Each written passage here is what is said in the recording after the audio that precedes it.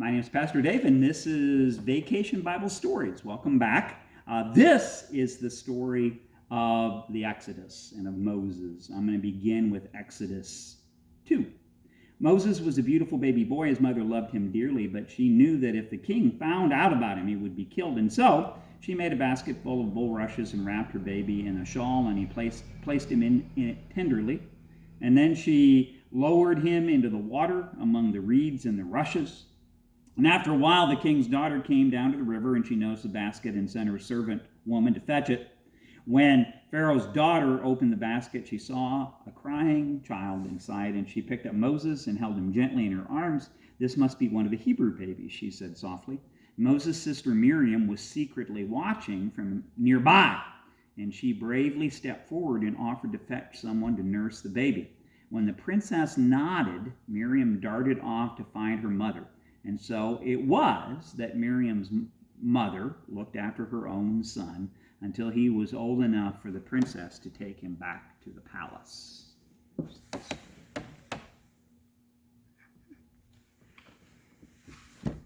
When Moses grew up, he was shocked to see how the Egyptians treated his fellow Hebrews. After killing an Egyptian for beating a Hebrew slave, he had to leave Egypt and he became a shepherd. And one day, while Moses was tending his sheep, he noticed that a nearby bush was on fire, yet the leaves of the bush were not burning. As he stepped closer, he heard the voice of God. "Take off your sandals, Moses, for this is holy ground. I am the God of your father, the God of Abraham, of Isaac, and of Jacob." And Moses hid his face in fear. "The Lord said, I have come to rescue my people and to bring them up out of Egypt into the promised land, and you must go to Pharaoh and demand that he set them free." Moses was terrified at the thought of speaking to Pharaoh, but God told him that he would be with him and that he would tell Pharaoh that it was Yahweh who sent him. "I am that I am." He promised that he would perform many miracles so that in the end Pharaoh would let the Hebrews go. Moses was scared, but God would not listen to his excuses and sent him back to Egypt. And although he did send Moses' brother Aaron to help him.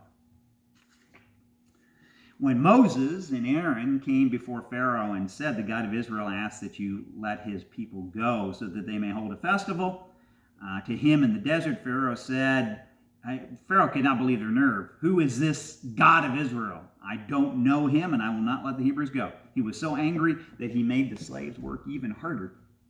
So Moses and Aaron went back to Pharaoh, who demanded some proof of their God. This time Aaron threw down his staff to the ground, and instantly it was transformed into a fearsome snake. But the king's magicians huddled together and performed sorcery, and when they threw their staffs on the ground, they too turned into snakes. Even though Aaron's snake swallowed them all up, the king's heart was hardened, and he would not let the Hebrews go. Then the Lord sent a series of plagues upon the Egyptians, each one more terrible than the last. First, he changed the waters of the Nile into blood so that all the fish died and the air stank. And then a plague of frogs to cover the countryside and fill the houses. Next, the very dust of the ground was turned into gnats, and everything was covered with them. And after that came a swarm of flies so that the air was black with them. And he sent a plague among the livestock on the land, but spared the animals belonging to the Hebrews.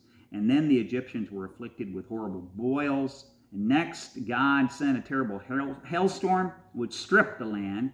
And then those plants that had managed to survive were consumed by a swarm of locusts. Nothing green remained on the tree or a plant in the land of Egypt. And after this, God sent total darkness to cover Egypt for 3 days. And each time, Pharaoh pretended that he would relent, and yet each time, once the plague was lifted, he refused to let the Hebrews go. The Lord hardened Pharaoh's heart to teach him a lesson, to show God's true power, and to make sure the story was told throughout the world. And now the time had come for the final plague.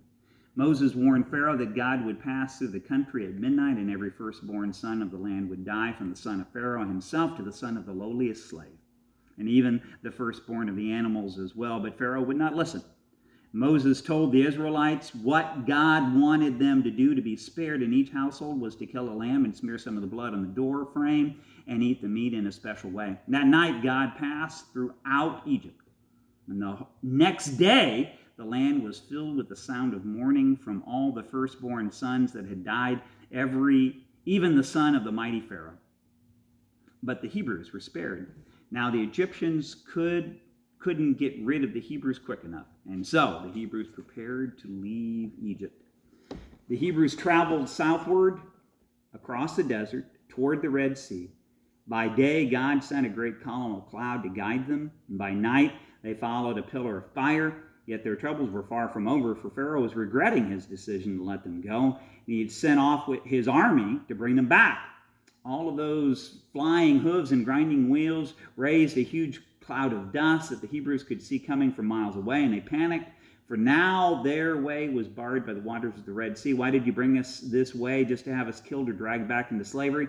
Cried the terrified Hebrews to Moses. It would have been better for us to serve the Egyptians than die in the desert. The people wrung their hands in fear as dust was thrown up by the Egyptian army, and the army grew nearer and nearer. But Moses did not give up his faith in God, and he stood firm.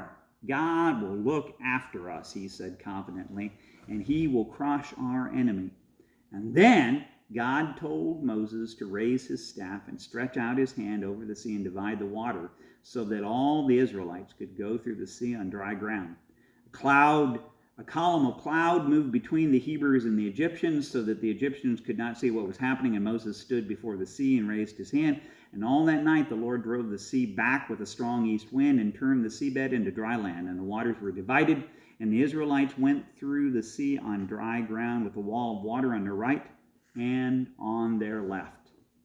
The Egyptians were hard on their heels, and without hesitation followed them into the sea along the path that God had made. But God struck them with confusion so that the wheels of their chariots came off, and everywhere there was chaos.